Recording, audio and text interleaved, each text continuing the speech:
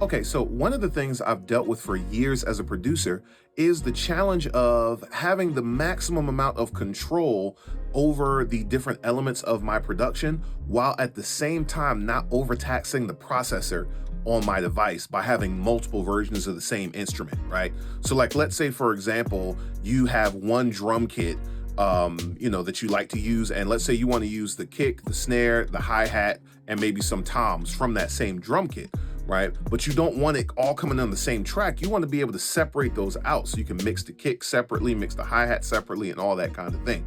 The only way we were able to do that in the past was by duplicating that instrument however many times you needed to. So you might have 10 instances of the same instrument just so you could use one sample from that same kit, right? And that's just unnecessary. I'm gonna show you how in Logic Pro, we can do it a much more efficient way by using the multi-output version of an instrument. Let's check it out. At McCrae Music. All right, guys, before we get into this, here's what I want you to do. I want you to wait, hold on. I'm asking you guys to do stuff. I haven't even checked on you yet. How you doing? You good? You all right? You blessed? I'm blessed. I'm truly blessed. I hope that you are as well. And I hope that you will bless me at this time by liking this video. So hit subscribe on the channel so that way you can know when new videos are coming out. You don't want to miss anything that's happening here. We're making videos to really help you and hopefully make your life easier with this music and this audio engineering life. All right. So I want to get into this here.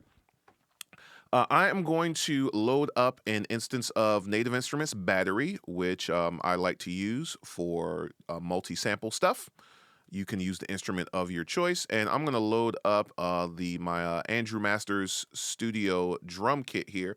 Check that out. Link in the description. Go check it out. Andrew Masters, he is an amazing YouTuber and audio engineer, and he made a really cool sample pack for live drums that sound amazing. All right, so you're going to want to grab that. It's not expensive. All right, so here we go. Here's my kit. Right, I have all this wonderful stuff happening inside of here. All right. Now, right now, everything is, and let's pull up our mix view here. Everything is coming up on this one channel, right? Here's my mix bus, right? But everything is coming out of this one channel. And that's not what I want. I want to be able to route things out so that I can have like my kick. Let's just deal with the kick, the snare, and the this closed hat right here. I want those three instruments on three different channels so I can have control without having to have duplicate versions of this same kit and take up extra processing space, okay? So let's remove this instance of battery. Let's just clear that out of there. And the first thing that you want to do is you want to actually load the multi-output version of your instrument. Pretty much any instrument in Logic that is a multi-sample instrument, like an MPC type thing where you can have different samples on different keys, the majority of them are going to have a multi-output mode. So if I go over here to instrument, if I look at battery here, you can see that there are some multi-output options here, right? Same thing for, I've got Contact 7 sitting right here. Same thing for Contact. Here's Sampler, right, which is built into Logic, so I know you have that. And there's a multi-output mode for that as well. So I'm going to do this with battery. You can do this with the instrument of your choice. Now, some of them will not, right? Here's Anna 2, here's Arcade. There's no multi-output modes for those, right? So you'll see when you scroll if it has a multi-output mode or not. Or again, here's Sampler down there. All right. Ultra Beat probably has it too. Yeah, Ultra Beat has a multi-output mode too. All right, anyway, let's go to battery, and I have different options. I can choose whatever I want. I'm just going to do the 16 stereo, 16 times stereo. So let's turn that on. All right, beautiful. Let's load up our drum kit. Fantastic. All right. Now, right now, everything is still coming out of the same two channels. So the next thing I need to do is I need to start routing inside of my instrument and telling it what output I want each sample to go to. And you're going to do this different ways depending on the instrument. I'm going to focus in on battery here. If you like, I can do a separate video and show you how to do it with Contact, show you how to do it with Sampler, right? We're going to just focus in on battery. And then battery, what I can do is right click on a particular pad here. I can go to output, and I can choose buses or a direct out. So we're going to go to a direct out. Here are my 16 stereo channels, so 32 channels in total. So I'm going to go direct out. Let's send the kick to 3 and 4. Let's send our snare here to output 5 and 6. And let's send this closed hat to output 7 and 8. All right, beautiful. So now these are going to go to those outputs. Now, right now, they're still going to show up on here because this is the main output, right? So it's still going to show up here. I'll show you how we can turn that off in a little bit. So now I need to make those outputs from battery show up on channels in Logic, and I'm going to do that by adding in aux channels, right? Not audio channels, not instrument channels. You want to add in a separate aux channel for each of your different outputs, right? So we can close battery now, and let's go ahead and add in a new aux, no auxiliary track. Let's go ahead and add another one. Keep clicking on view for some reason, and a third one. And I'm going to go ahead and be proactive. I'm going to label this one kick. I'm going to label this one snare. And I'm going to label this one hat. All right. So now what I'm going to do is I am going to change my outputs up here. Let's go ahead and make these unison so we can hear them.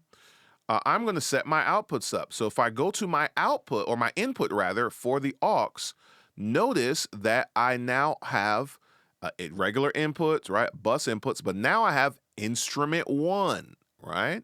And look at that.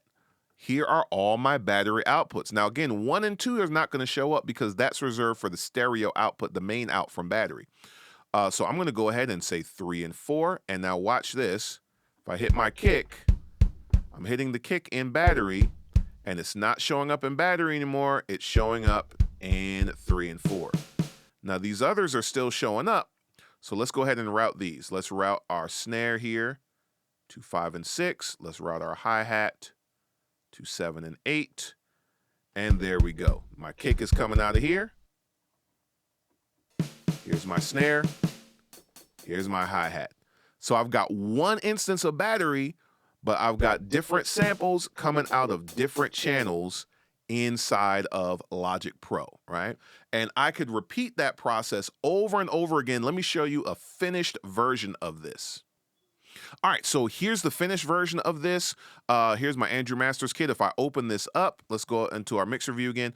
Open this up. I have my MIDI. Look, one instance of battery, and then everything is mapped accordingly to the appropriate channel. Right, cymbals. And then I've got all the extra, I've got some space here, all this extra stuff. He has like flams and just different things. I got them all coming out of this extras area. And these are all separate. So now when I get ready to mix, I can treat everything separately in a given song and be able to have the maximum amount of control. And I've got all this mashed together in one track stack. If you don't know how to do a track stack in Logic, you simply highlight multiple channels, right? Like I would highlight channels, hit the letter G, or you could right click and say create track stack. And you could choose to do a summing stack or a folder stack. And here we go. All that stuff is right in here. This is great. Then what I could do, right? Because watch this. This is my Andrew Masters one. Here I have another one. Let's add in another instrument track. I've got another one for Native Instruments Studio Drummer. And I've got it saved as a patch. If I go over to my library, right, we hit the letter Y to pull up our library, and I go to User Patches, I have a Drum Molts folder, and here's my Andrew Masters kit. Here's my Native Instruments Studio Drummer kit. I can click on that, and that's going to go ahead and load up in the same way. Now, Studio Drummer takes a little bit longer to load up because it's using Contact. I'll show you that, once that finishes loading. All right, so my Studio Drummer is done loading. If I open this up, same situation, right? I got one instance of Contact 5 in this case, and here are all my channels. I got some other plugins here, kind of getting things sounding the way I want. But it's all in one track stack. If you're wondering how I was able to save that as a patch, that's a really great hack. All you do after you hit your tracks, after you set up your track stack, just click on the first instance, right? So the very first, the top of the stack. And then in library, you're going to go to the bottom of library and hit save. And you're just going to save that as a user patch. Name it whatever you want. You can see I've got several different patches in here. Name it whatever you want.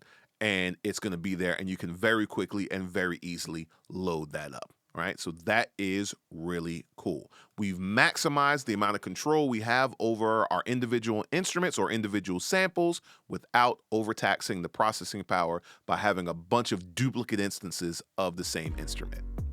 All right, guys, I hope that helped you. I really hope that you got something from that and you're able to be more efficient now with the use of multi-sample instruments using the multi-output mode. All right, go ahead and like this video. Please do that, and feel free to subscribe to this channel. Also, go in the comment section, and if you have questions about what I just showed you, or maybe you have other things in Logic Pro that you would like to have me show you, go ahead and put questions in the comment section, or maybe questions about other stuff, right? Throw them in the comment section, and you never know, I just might make a video about it. All right, thank you so much for watching, guys. I really appreciate it, and I'm gonna see you guys again soon with another video. All right, peace.